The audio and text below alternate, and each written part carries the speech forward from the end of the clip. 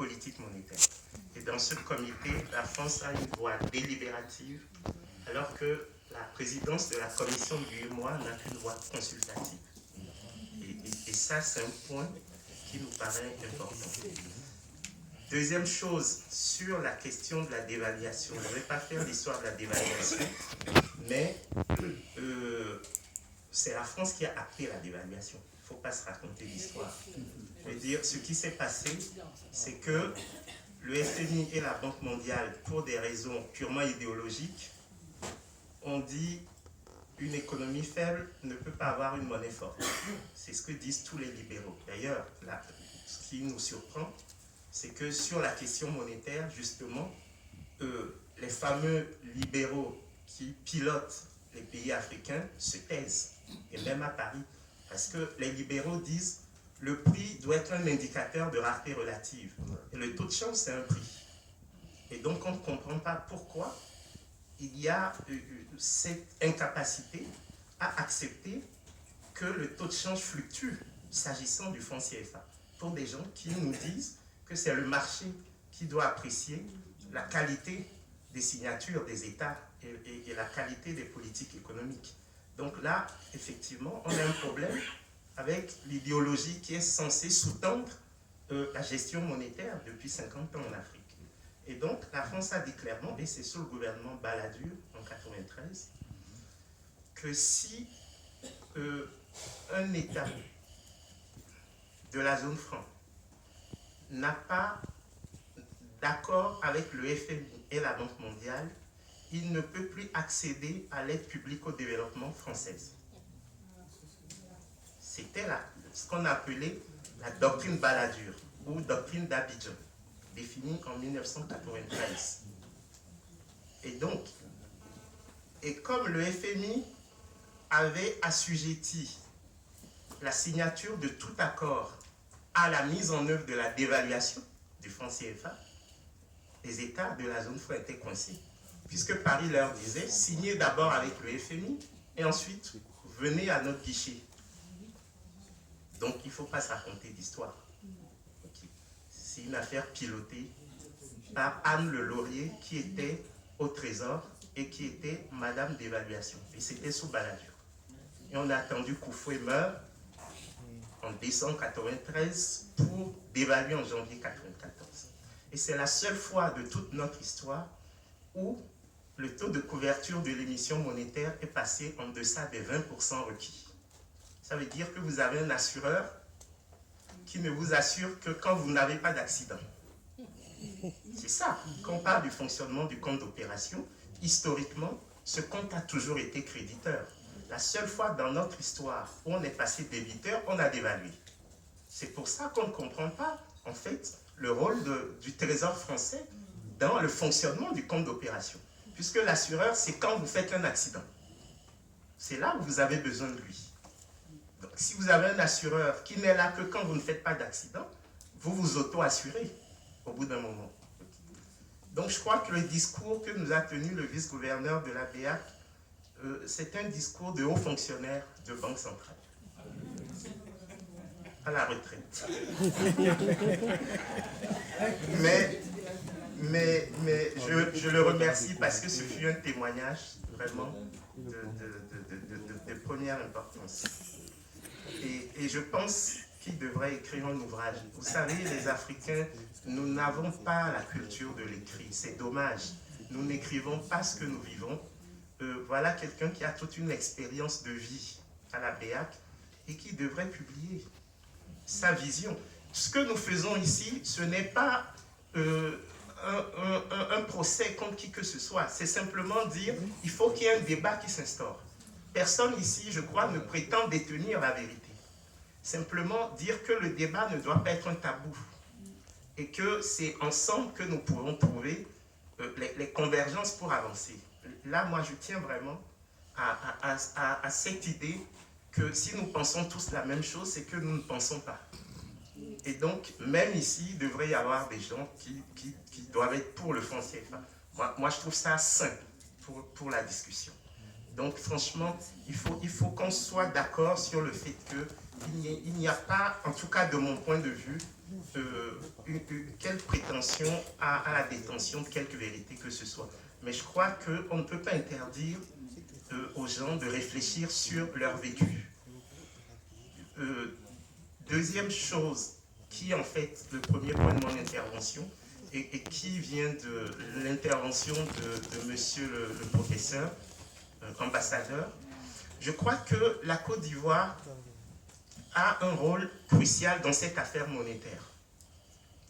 Moi, j'ai écrit là-dessus en 2010, dans l'économie politique, un papier intitulé « La Côte d'Ivoire et la crise ivoirienne et l'avenir de l'intégration sous-régionale en Afrique de l'Ouest ». Parce que la question monétaire a toujours été instrumentalisée par les Ivoiriens. Première chose, s'il n'y avait pas la Côte d'Ivoire, en tout cas pour l'Afrique de l'Ouest, nous n'aurions pas le franc CFA. Ça, c'est clair. Parce que le pays qui apporte le plus de réserves, et de très loin, c'est la Côte d'Ivoire. Donc, je crois qu'il faut rendre à César ce qui est à César. La Côte d'Ivoire fait preuve d'une très grande solidarité à l'endroit de l'ensemble des pays de l'UEMOA. Je trouve qu'il y a eu deux formes d'instrumentalisation. Il y a eu une instrumentalisation faite par Alassane Ouattara quand il était gouverneur, reprise par Charles Konan Banny quand il était gouverneur. C'est de dire, voyez, nous sommes de grands gestionnaires de la monnaie et de ce fait, nous pouvons être de bons présidents de la République. C'est-à-dire qu'il y a eu une instrumentalisation du fait monétaire à des fins de positionnement interne en Côte d'Ivoire par l'équipe que je qualifie de Ouattara, Charles Konan Banny. Mais en même temps, et peut-être que l'ambassadeur ne sera pas d'accord avec moi, il y a eu une instrumentalisation du camp de Laurent Gbagbo, du fait monétaire, aussi à des fins de positionnement interne. C'est-à-dire, nous sommes des indépendantistes. C'est-à-dire, le fait d'être contre le franc CFA a été une posture qu'a utilisée le FPI à des fins de positionnement interne en Côte d'Ivoire. Et je crois que des gens comme Amadou Koulibaly sont de bons illustrateurs de ce type de positionnement.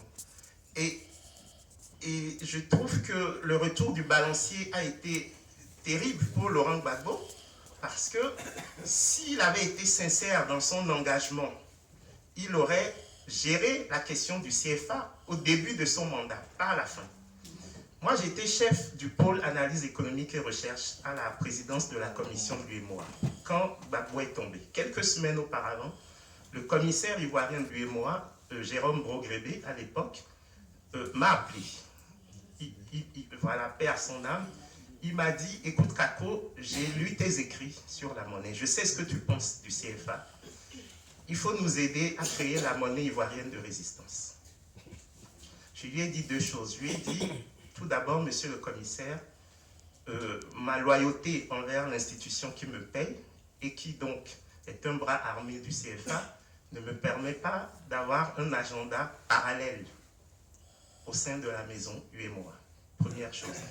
Deuxième chose, Gbagbo aurait dû faire cette monnaie de résistance dès le départ, pas à la fin.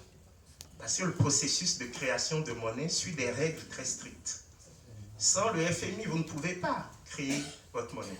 C'est-à-dire qu'on doit avaliser votre création monétaire. Et donc, ça ne peut pas se faire en période de crise. Donc, c'est pour ça, je pense qu'il y a eu un discours d'instrumentalisation de la question monétaire par le camp FPI à des fins de positionnement interne. Et sinon, ils auraient normalement avancé sur la question CFA. Mais bon, c'était la thèse de mon article. Elle peut être combattue. Mais c'est pour vous dire à quel point nous sommes sensibles à la question monétaire et surtout au rôle de la Côte d'Ivoire. Parce qu'il faut bien vous rendre compte que pour l'Afrique de l'Ouest, zone franc, la Côte d'Ivoire, c'est l'Allemagne pour la zone euro. C'est exactement l'équivalent. Seulement, la Côte d'Ivoire n'a pas exigé le siège de la Banque centrale, comme les Allemands l'ont fait. Les Allemands ont dit, nous voulons deux choses. Un, que le siège de la Banque centrale soit chez nous. C'est pour ça que c'est à Francfort. Deux, que l'euro soit géré comme le Deutsche Mark. Voilà. La Côte d'Ivoire n'a pas exigé ça. Et ça nous pose problème aujourd'hui. Pourquoi? Parce que le gouverneur est toujours ivoirien. Et pour nous, ce n'est pas la meilleure illustration de la solidarité qu'un pays ait l'hégémonie du poste de gouverneur de la Banque centrale. C'est-à-dire que si la Côte d'Ivoire avait exigé le siège, étant le plus grand pourvoyeur de devises de l'Union, elle aurait plus facilement accepté la rotation par pays du poste de gouverneur. Ça, c'est quelque chose qui nous bloque et qui a fait qu'on a dû annuler la dernière conférence des chefs d'État de l'UEMOA prévue le 13 août dernier à Cotonou. Pourquoi? Parce qu'on doit changer de président de la commission de l'UEMOA et le Niger veut le poste. Pour le moment, c'est le Sénégal qui a le poste. Et le Sénégal dit, mais la Côte d'Ivoire refuse de lâcher le poste de gouverneur. Donc, nous gardons le poste de président de la commission. Et le Niger dit, moi, je n'ai rien dans cette union depuis 1962. Si c'est comme ça, je sors. Donc, on a dû annuler, alors que les délégations étaient sur place, la conférence des chefs d'État. Donc, ça aussi, c'est des éléments qu'il faut porter à votre connaissance sur la difficulté à faire émerger de l'action collective dans nos pays. Pour finir sur ce premier point, je voudrais simplement dire qu'il y a des éléments qui sont de l'ordre de la symbolique, mais sur lesquels nous ne travaillons pas assez. C'est que 55 ans après les indépendances, nous n'avons toujours aucune usine de fabrication de la monnaie CFA sur le territoire de la zone franc. Ça c'est... Les deux usines qui nous alimentent sont à Pessac, dans la région Aquitaine, et à Chamaillère, autour de Clermont-Ferrand. Bon, moi, je crois au symbole.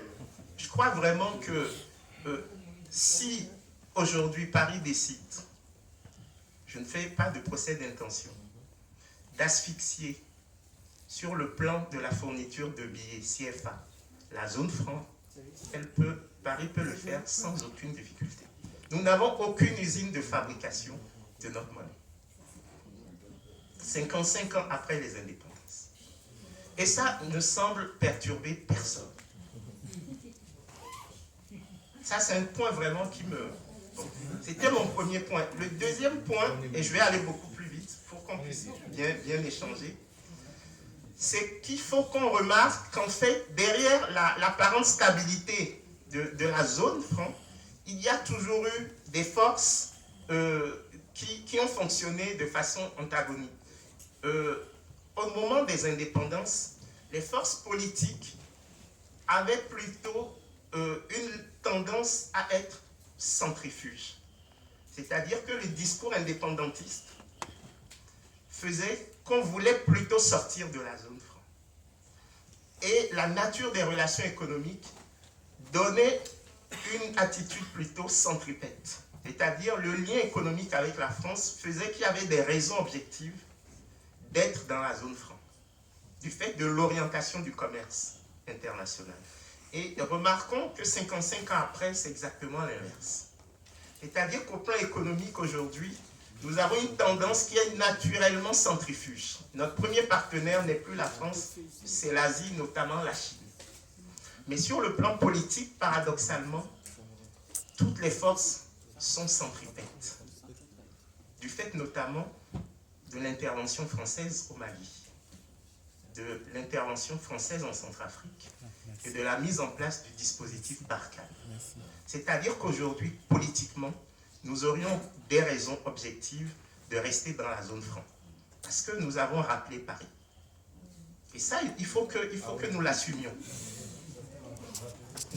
Nous avons rappelé Paris parce que je me rappelle, on était un vendredi quand les djihadistes étaient à Mopti et à Sévaré. Et on laissait passer le week-end, ils étaient à Bamako. C'est là où Hollande a décidé de l'opération Serval. C'est-à-dire que si pendant 18 mois, quasiment, nous n'avions pas tergiversé pour savoir qui allait être dans la force CEDEAO, est-ce que Déby irait ou pas? Déby disait, si c'est la CEDEAO, je n'y vais pas. Si c'est l'Union africaine, j'y vais. Nous avons laissé passer du temps. Et il faut reconnaître que politiquement, aujourd'hui, moi, ça me gêne qu'on dise à Paris, nous voulons notre indépendance monétaire, Alors que sur le plan militaire, nous ne survivons par rapport à Boko Haram et par rapport aux djihadistes que parce qu'il y a Paris et que parce qu'il y a Idriss Déby. C'est d'ailleurs comme ça qu'il faut interpréter la sortie d'Idriss Déby sur le franc CFA. C'est une façon de dire, attention, si mes jeunes meurent au Mali et dans la lutte contre Boko Haram, et que j'utilise toutes mes ressources budgétaires pour faire cette guerre, j'ai besoin de la solidarité de la zone. Et si on ne peut pas utiliser les réserves de change pour me donner l'oxygène budgétaire dont j'ai besoin pour faire la guerre, je serai obligé de revoir ma participation dans tout ça. C'est comme ça qu'il faut interpréter la sortie d'Idriss Déby. C'est notamment par rapport à la question militaire. Et donc, je trouve que pour l'avenir de ce que nous voulons faire, il est intéressant de ne pas isoler ou décloisonner la question militaire de la question monétaire. Ça veut dire que la CEDEAO, demain, devra jouer son rôle d'instance capable d'envoyer une armée pour défendre l'union qui va se créer. Sinon, on n'aura pas réglé le problème. Troisième point, c'est le fait que nous ne devrions pas avoir peur. Là, je parle comme Jean-Paul II, qui disait « N'ayez pas peur ». Quand nous étudions l'histoire de la zone, Martial l'a un peu dit ce matin, les gens sont sortis de la zone et ils n'en sont pas morts. On oublie souvent de dire que le Laos, le Cambodge et le Vietnam étaient dans la zone franc. Ils étaient dans la zone franc. Ils sont sortis en 1954, après la conférence de Paris. Okay. En 1950, il y a eu la conférence de Pau, au cours de laquelle ils ont décidé de créer un institut d'émission commun aux 3 États. Et 4 ans après, ils ont dit, bon, là, on s'affranchit complètement de la zone franc et on prend notre destin en main. Ensuite, la Tunisie, quand elle est passée à l'indépendance en 1956, elle a pris son indépendance monétaire. Donc l'indépendance était en mars. En décembre 1956, la Tunisie a pris son indépendance monétaire et est sortie de la zone franc. Le Maroc, en 1959, dès qu'il a pris son indépendance, il est sorti de la zone franc. L'Algérie, après les accords d'Évian en 1962, a pris son indépendance monétaire vis-à-vis de la zone franc. Donc, il ne faut pas que les gens agitent un chiffon rouge pour dire « mais si vous voulez prendre votre indépendance, vous irez à l'aventure ». Non. Il faut simplement, et ce sera mon 4e point, assumer une sortie par le haut. Parce que ce que nous avons observé dans tous ces cas, c'est que ce sont des pays qui sont sortis, mais qui ont créé leur propre monnaie. On n'a pas eu d'exemple d'union monétaire. Vous voyez? Et donc, moi, mon pari, et c'est le pari pour lequel je crois que nous pourrions nous battre tous ici, c'est de faire une sortie par le haut. C'est-à-dire, on sort de la zone, mais nous restons unis. Parce que les expériences de balkanisation monétaire, comme celles qu'ont connues des pays comme la Guinée, le Mali, ne se sont pas bien terminées. Donc l'idée aujourd'hui, et c'est notre challenge, est-ce que tout en restant unis, nous pouvons faire un saut qualitatif? Et c'est là où, à mon avis, la question du projet politique devient fondamentale. Et si c'est dans le cadre de la CEDEAO que nous voulons le faire, il faut que dès maintenant, nous passions à la confédération. Nous, on a fait, dans le cadre de la commission de l'UEMOA, un travail de prospective, Vision 2020, UEMOA, où nous avons dit l'avenir de l'Union par rapport aux guerres asymétriques contre lesquelles aucun de nos États n'a de moyens de faire face.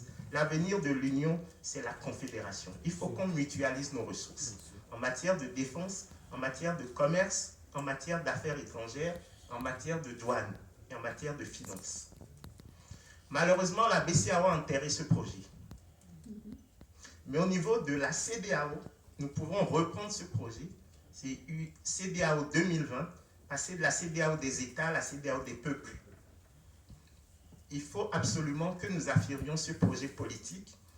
Et dans ce cadre, je crois qu'il y a un point que nous laissons souvent de côté, qui sera mon dernier point, c'est que nous ne faisons pas souvent le lien entre la succession de chocs que subissent nos sociétés et l'absence de réponse structurelle aux questions de développement.